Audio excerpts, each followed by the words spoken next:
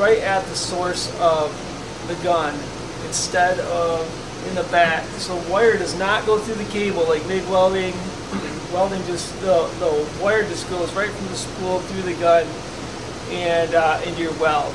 So that's kind of the difference. One reason for that is that aluminum wire is really delicate, and if it had to travel through the cord, it would break and not make it through the cord. So this gives it a lot less distance to travel. Aluminum welding, and one of the big differences is you're going to push the weld bead instead of pull the weld bead. It's just part of the requirement is to push that weld bead. If you use the settings on the welder itself, that'll seem to work really good for aluminum welding. So you're just going to open this little door and you find where it says aluminum, and then you're looking for the diameter of the welding tip, the hole on the welding tip, and this is 035 wire that we're using. And then you look across and it tells you the voltage. So I just looked it up and it was 20 volts. And then it tells you the speed, the wire speed, which is 350 on this. What's really interesting is to adjust the wire speed is you do that right on the gun. So you turn this and it will move that number over here. So I don't know if you can see it moving very well from there, but it will adjust the wire as I'm turning it on the gun. There's a couple things I noticed about aluminum welding. First of all, we're using pure argon, so we're not using our mixed gas. So you have to make sure you turn on the right valve over here. The wire, the hose goes right to the flow meter from the gun, so it doesn't go through the welder at all on this operation, which is different than MIG welding as well. That usually goes to the wire feed operation, but this one ties in directly to the flow meter. Aluminum welding requires a really good ground, and so over here I have my setup and I have the ground actually touching the metal that I'm going to weld on. That seems to make a big difference in my opinion to aluminum welding. The other thing to keep in mind with aluminum welding is when you squeeze this trigger, you just need to commit to that process. If you just squeeze the trigger a little bit, see how the wire's not coming out, but then sometimes it'll still spark and it melts the tip. So you have to fully commit, squeeze the trigger all the way down, and then it's going to do what you want it to do. You should always hear the gas coming out of the gun, and then if you have too much wire, you can just break it off. Instead, I would not try to touch it on the side to break it off like we do with MIG welding, because you'll probably mess up the tip. So you have to make sure it's clean around here. If it gets really dirty around here, we start to burn up tips. It's really easy to mess up tips with aluminum welding. It's got to be 10 times more delicate as far as sticking the metal to the tip. So when I came over here to do this lap weld, I just like steel, I'm going to touch on to the part that's grounded and then I just move back and forth. So I noticed that aluminum welding is so picky that if you have two pieces of metal that are together and they're pretty close to touching but maybe not perfect, you have to start your weld on the piece of metal where the ground is really securely on, and it makes a difference. So if I'm doing a lap weld and I have my ground on top, I need to start at the top part and then work my way to the bottom. It tends to make a difference, in my opinion, with that. So the lap weld I did here is a little bit big. I made it a little bit wide. And when I did my first one, I went to do my second one, the puddle was a lot more fluid. I did not wait long enough for these two pieces to cool.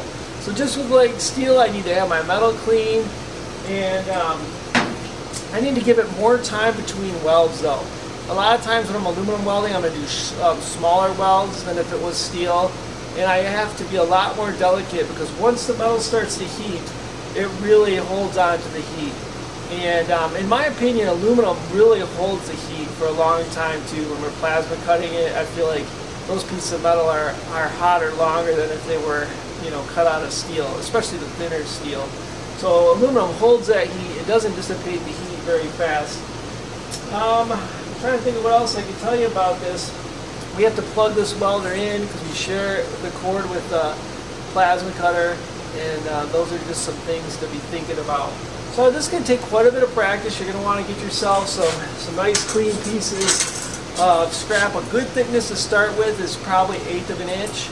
16th is going to be a lot harder to weld, and 1/4 inch is actually, in my opinion, harder to weld than 1/8. It takes a little bit more practice. to get that.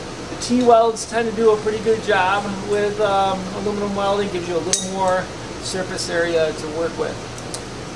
Alright, the biggest thing to remember is to find the settings that are recommended for using the spool gun, and the wire diameter that we're using, 035, find the voltage and the wire speed, set those, so that way you can be really successful with this. Remember to use the ground, good ground, squeeze the trigger all the way, don't just pull the trigger a little bit, because then it tends to burst just a little bit and then mess up the tip. So those are my biggest pieces of advice. Give this thing a try. The same safety gear, gloves, protective coat, and good footwear, helmet, all those still apply for aluminum welding. It has the same kind of hazards that regular MIG welding would have, or stick welding, so you're looking around.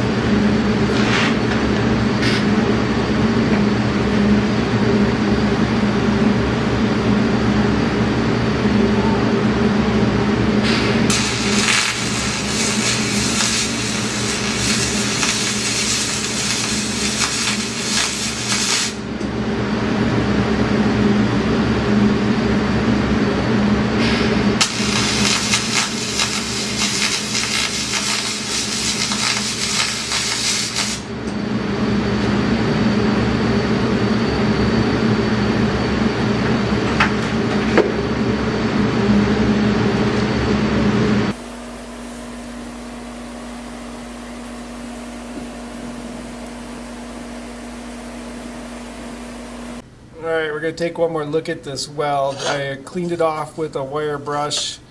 I haven't welded since the summer, so it's not, you should be getting better at this than me. If you weld a lot, several days in a row, you should be able to get some good welds. So I'm a little out of practice. These are the first two, but you know what? This is going to hold. There's no way that's going to break. I'm pretty happy with it overall. This one, like I said, it got a little hot, and you could see it started to get a lot more fluid. The puddle's starting to move more than I want it to move. But what I wanted to show you on the back, so you can see, I'm getting enough heat on there. It's definitely burning all the way through. So something you want to keep in mind. You want to make sure you're getting enough heat to where you can see some of the evidence of that on the back, so the weld holds. But anyway, looks like there's a little void there. I'm getting a little high over here. But right in here is pretty good. I just like that consistency.